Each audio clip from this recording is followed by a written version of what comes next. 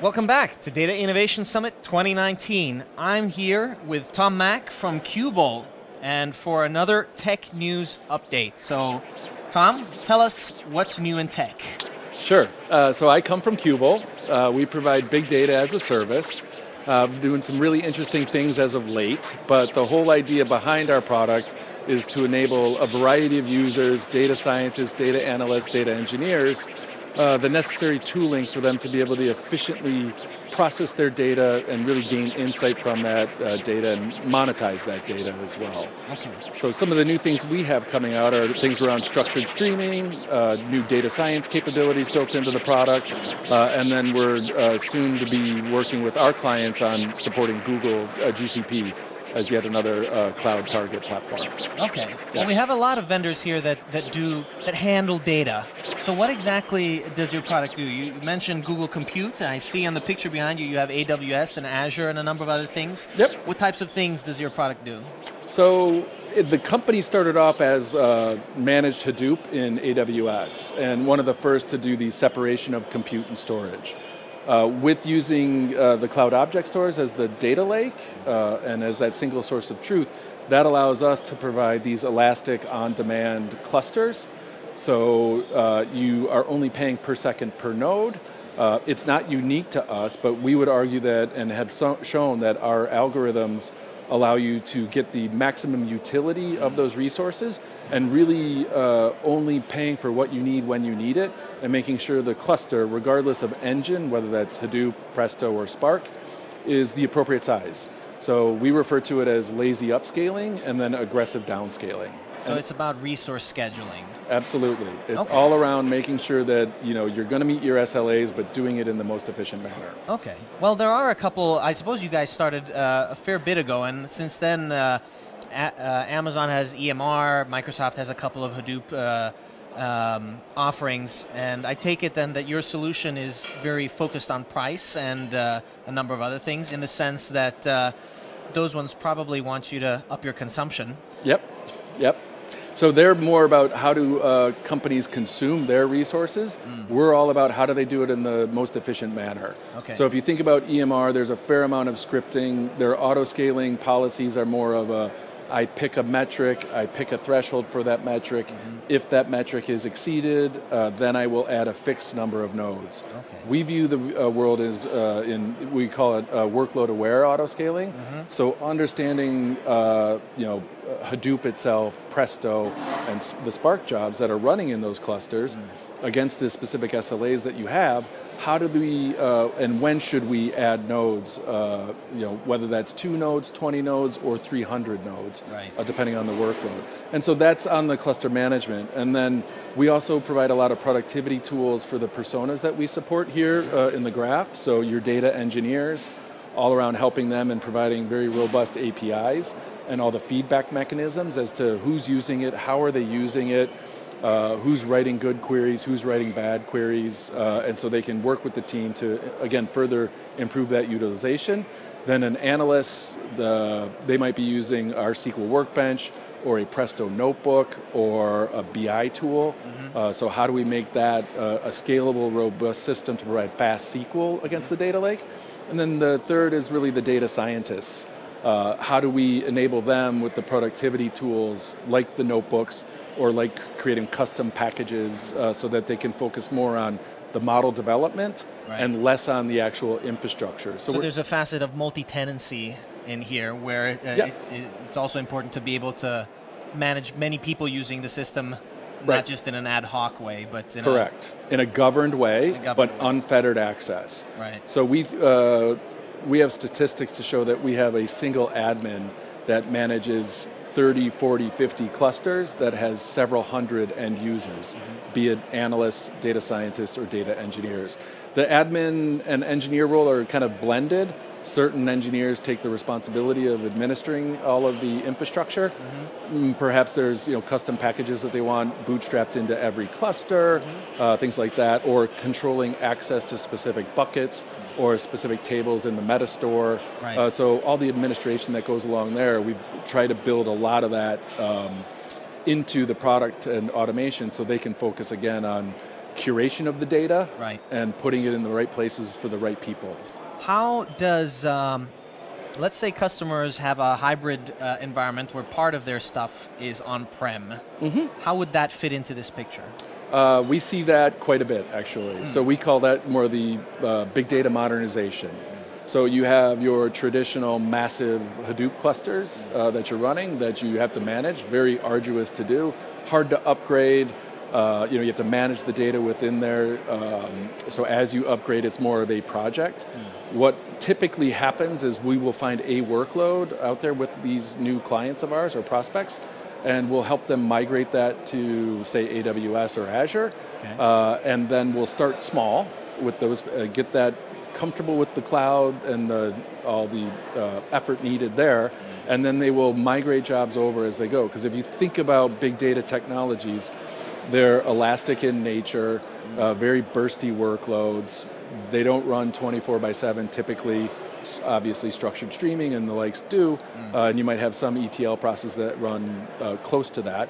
But for the most part, they are very bursty in nature, which means they are perfect candidates for any of the cloud providers that we support. Right. Yeah. So you've said structured streaming a couple of times. Yeah. Can you tell me more about, is that something new now that's... It is relatively new. We've been doing streaming clusters with our clients for a while. But if you look at the market out there, there's definitely a shortage of data engineers out there. Everybody's trying to hire as many as they can, but the skill set's just not necessarily there. The talent pool's not there. So what we're trying to do now is make it very easy for clients to go from, I have a desire for, say, a near real-time reporting mechanism or model deployment in near real time. So that's where the streaming aspect comes. So what we see is Kafka, Kinesis, and other technologies on the ingest side. And then what we're doing is then pointing the Qubole at those technologies, figuring out what they want to do, what kind of operators they want, where do they want that data to land. Perhaps it's maybe Druid or S3, Elasticsearch, things like that. It's a little bit cool that you said Kinesis and Kafka. Yep. Does that mean that you can have both Kinesis, which is a service, or Kafka, something that I take it Qubole would be managing? Well, we don't manage Kafka. Okay. Yeah, so we just simply, they point us to it, we look at the topics, they decide which topics are relevant, okay. They then pick the operators that they want, and they will auto-generate the Spark code to run against it. Then they can edit that as they see fit, and then they can easily just pick the cluster they want to deploy it to, and then it handles that deployment for them as well. Cool. And then the clusters actually come built in with things like Prometheus and Grafana, so not only from a development and deployment side, but an operational side as well. Monitor everything. Yep, exactly. So what we're trying to do then, again, is to help the engineering teams. And by the way, we do generate the code, but you can also bring your own jars. It supports that easily as well, and then provide all the auto scaling in that Spark structured streaming cluster as well. So, yep. So what if customers have? There's many products now that are trying to go cluster mode for scalability reasons. If a customer has Cassandra or maybe an even better database like Scylla or something like that, how does that fit into the picture? So it's not a managed service within Qubole, but we recognize that we're not the only player in somebody's big data ecosystem or data ecosystem for that matter. So we have open connectors to all of those technologies. Okay. So typically what we will see is somebody will do an ETL job, some sort of aggregation and summary into, say, something like Snowflake or Redshift or BigQuery or MySQL. Or they might want to blend transactional data with log data as they're doing analytics on how customers are interacting with their system. So it's more about how do we make sure we have the open connectors, APIs, to be a good participant in the big data ecosystem as opposed to trying to solve everything for our clients. Okay, so you can treat those as sinks or sources and all things like that. Yep, we've been doing work with Druid as of late. Druid is cool. Yeah, it's a pretty cool one. We see that one growing quite a bit in the customer base. Obviously MySQL's, and then in the Azure world, it's SQL Server and the like. So SQL Server has a spot in all of this as well? Yeah, you can easily create in the administration capability, you create a JDBC connection, and then from that, you can control the access to that as well. So certain personas within Qubole can get access to that transactional data, and you can control what tables they're actually able to gain access to as well. Okay, so you can have access control on, depending on user types. Yes, exactly. So given this, sometimes the secure nature of the data that's stored in those relational databases and other repositories, you want to make sure that it's tightly governed as well. Right. Yep. Okay, well, one thing that came to mind when you were saying, and that was intriguing to me, you were saying that the rules for resource allocation were a bit more sophisticated than just if CPU use, or if some use is over a simple threshold, then scale up. Yep. And then scaling down maybe isn't always as easy with those old systems. And it made me think of the Mesos scheduler and DCOS and that kind of thing, which hasn't really gained the same popularity and traction as Hadoop is, because maybe it's solving a really big, complicated problem. But what kind of scenarios and scheduling capabilities can you do with Qubole? So can you give an example of the type of intelligent Sure. intelligent scaling?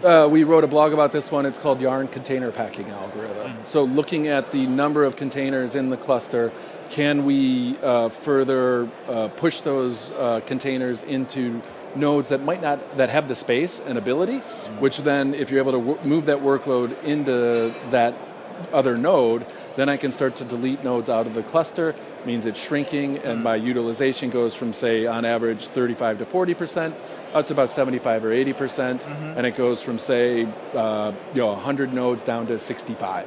Is that something that's specific to Yarn then, or? Yes, everything we do is based on Yarn. Okay. So it's Hadoop on Yarn, and then Presto, and then Spark on Yarn. That's the container. Okay. That's the resource manager. Is Spark using Yarn as a scheduler then? Yep, exactly. Okay. Cool. Yep.